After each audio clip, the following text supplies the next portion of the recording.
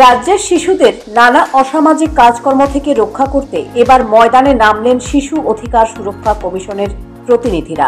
সোমবার দুপুরে গোলাঘাটি বিধানসভার অন্তর্গত কাঞ্চনমালা এলাকার এক সাংবাদিকের উদ্যোগে এলাকার মুসলিম পাড়ায় বাল্যবিবাহ, সাইবার সংক্রান্ত বিষয়ক অপরাধ এবং নেশামুক্ত সমাজ গঠনের একদিনের সচেতনতামূলক শিবিরের আয়োজন করা হয়।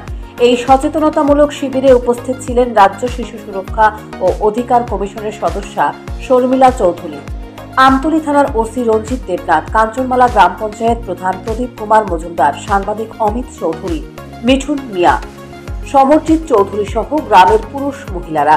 শিবিরে কচিকাচারাও উপস্থিত ছিলেন। এদিনের এই সচেতনতামূলক শিবিরে বাল্যবিবাহ আইন, বাল্যবিবাহের কুফল এবং বাল্যবিবাহ রোধ করতে কি কি করণীয় সেসব বিষয়ে আলোচনা সহ সাইবার অপরাধ থেকে সচেতন থাকতে এবং নেশামুক্ত সমাজ গঠনে বিস্তারিতভাবে আলোচনা করেন উপস্থিত অতিথিরা। এই বিষয়ে সাংবাদিকদের মুখোমুখি হয়ে শিশু সুরক্ষা ও অধিকার কমিশনের সদস্যা শর্মিলা চৌধুরী বলেন, বর্তমান সমাজে বাল্যবিবাহ এবং নেশা সমাজের প্রতিটি মানুষের জন্য একটি অভিশাপ হয়ে দাঁড়িয়েছে। তাই এই ধরনের কার্যকলাপ থেকে দূরে থাকতে সমাজের প্রতিটি মানুষকে সচেতন থাকতে হবে। তার পাশাপাশি সুষ্ঠু ও সুন্দর সমাজ গঠনে শিশুদের শিক্ষা অত্যাবশ্যক। তাই তারা বাল্যবিবাহ, সাইবার অপরাধ এবং নেশামুক্ত সমাজ গঠনের উপর বিশেষ গুরুত্ব দিয়েছেন। এখানে আমাদের ওসি সাহেব উপস্থিত আছেন আমতলী থানার, এবং এখানে এলাকার বিশিষ্ট ব্যক্তিগণ যারা উপস্থিত আছেন। তো গ্রামবাসীদের নিয়ে আজকে একটি সচেতনতা শিবির অনুষ্ঠিত হয়েছে। তো আমাদের তরফ থেকে, মানে রাজ্য শিশু সুরক্ষা অধিকার কমিশনের তরফ থেকে মূল উদ্দেশ্য যেটা ছিল সেটা হলো বাল্যবিবাহ, যেটা আমরা আজকে এতক্ষণ আলোচনা করলাম, এবং এখানে যারা উপস্থিত ছিলেন সবাই এটা নিয়ে অবগত হয়েছেন।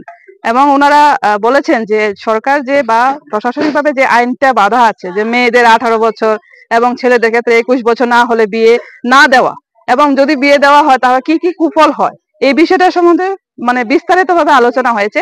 এবং এখানে যারা গ্রামবাসীরা রয়েছেন এই বিষয়টা ভালো করে বুঝেছেন।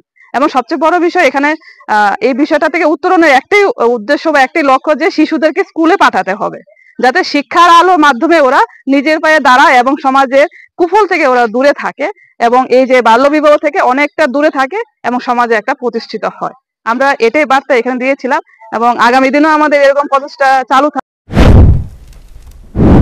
আগামী দিনেও শিশু সুরক্ষা অধিকার কমিশন এই ধরনের সচেতনতামূলক কর্মসূচি জারি রাখবেন বলে জানিয়েছেন Sharmila Chowdhury. Bureau report, news prime Tripura.